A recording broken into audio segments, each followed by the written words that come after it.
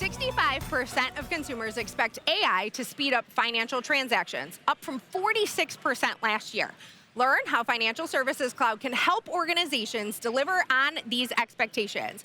I'm Carolyn Bathauer, joined by Corey Haynes, Senior Director of Product Marketing, and Amir Majolesi, Senior Director, Industry Go-to-Market at Salesforce. Welcome. Okay, I know this is going to be a whole lot of fun with you two. We've got lots of questions, and as you can expect, it's a lot about agents and Agentforce. So, Amir, let's start with talking about how is the current economic climate affecting our customers? Well, I think the headline for us in financial services is uncertainty, unfortunately. And I think clients are trying to contend with the unknown. There's policies that they have to contend with. There's the tariff conditions. And I think, quite frankly, people are concerned of the unknown. Is there a recession? Is there something else coming ahead of us? So I think they're bracing for the unknown, which really, quite frankly, they need to focus on how do they build efficiency and drive innovation in their organization so they can be prepared for that and find a way to deliver for their customer preferences that are responding to those conditions in the marketplace. Yeah, and it's amazing because especially in this industry, it's not just our customers, but our customers' customers that are concerned about this. So they have to have that flexibility, but they also have to be able to communicate those things to their customers. And I think having this platform kind of helps, especially agentic AI. So Corey, tell me, why is it so essential right now, especially with these changing conditions? Well, like Amir said, uncertainty is the key. And what makes it great, this is no better time. Because in this uncertainty, you need to have digital labor coming to the forefront. You want your wealth advisors to be able to help customers that call in and talk to them about their finances, not have to worry about all the paperwork. You want policyholders, when they call into an insurance agency, what's my policy? You can take care of that online, but let's talk about your issue right now. So it's really making financial services more personal and bringing it to the forefront.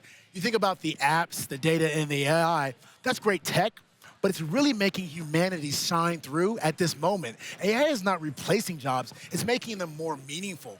And this is why agentic AI is so important. This is why Agentforce has no better time than this. Because of all this uncertainty, there's one thing that's certain, is that when I talk to a person, I feel better.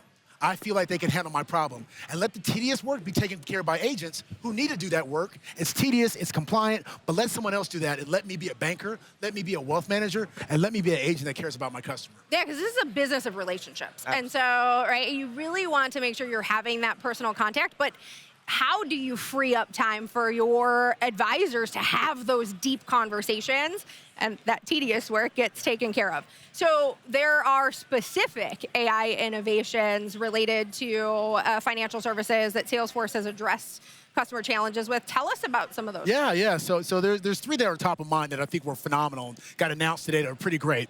So one is that we have pre-built, purpose-built agents ready to go out the box. And why this is important, because you don't want to DIY your AI. It takes so much time to put all this stuff together. If you're a bank, that's what you want to do is banking. You don't want to be building a bunch of tech and tech stack and then trying to stay current as things change. So we built these 6 agents that are coming out the box for banking, wealth, and insurance that do the things that are necessary around service, around meeting notes, preparing your meeting ahead of time.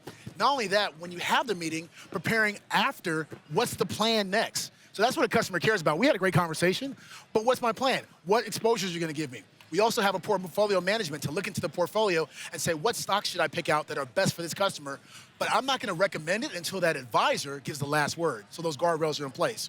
And the same thing for insurance with all of that. So if you think about it, we're making it easier to have these conversations that you're having right now, right? Yeah. I know I'm checking my 401k on the daily, right? Yeah. And so I know when I call in or try to send them a note, they're like, here he goes again. Why not have an agent take care of that, right? So we're building those out of the box. The second thing that we have is Compliance Navigator. We're embedding compliance in the flow of work. So you're able to check now to see what exactly is compliant. Is this message compliant? Is my action compliant? What's the new regulation? He used to be one of those guys that had to deal with the OCC, the SEC, all the acronyms, right? Yeah. Now we're making his life easier, right? And making that agent's life easier. And the third thing is we have insurance brokerage, which really gives a one-stop shop for brokerages and agencies to see everything that's going on with an agentic experience. So those are 3 innovations that are really exciting me about financial services. Yeah. And if you're listening, you want to know more about it. You got me pumped up, by the way. I'm ready to go. Let's go. Corey always does. That's why he's so great. But I think, like, you're right. It's the compliance factor. Just keeping up with that is really hard for any organization and then the trust factor, right? Like in a regulated industry, it is so critical that that information is protected and it's also masked, right? And we have all of that within Financial Services Cloud. We have that within our agentic experience. It's really important. So back to you, Amir. Common use cases, right? I think our customers really want to hear what are common use cases. What can you give as an example that have been game changers for this industry? Listen, if I had Agentforce available to me when I was running a P&L in a bank, I would not have to throw bodies at all of the business opportunities or the problems that were presented to me. One particular thing, cost to serve is top of mind for everybody. So how do we build capacity for contact center service agents? How do we ensure that they have summarization of client information and insights around their sentiment or how they're engaged with the organization? This offers the opportunity for those service agents to engage with empathy. Because listen, if somebody calls in because they had fraud on their account, they want empathy. They don't need a cross-sell of a credit card that they don't own with the organization.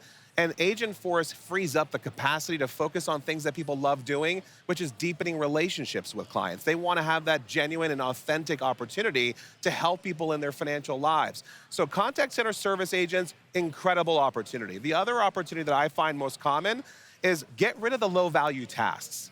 I think what we find commonly is that 40% of financial service company employees are spending time on low-value tasks. Yeah. How do we reduce and eliminate those things? Let me give you something really specific. Commercial banking relationship managers. They have to go look through disparate systems. They have to look for data that isn't available to them at their desktop. And then they have to summarize relationships, prepare for meetings, and engage with a level of authenticity that is going to actually resonate with their client, to your point.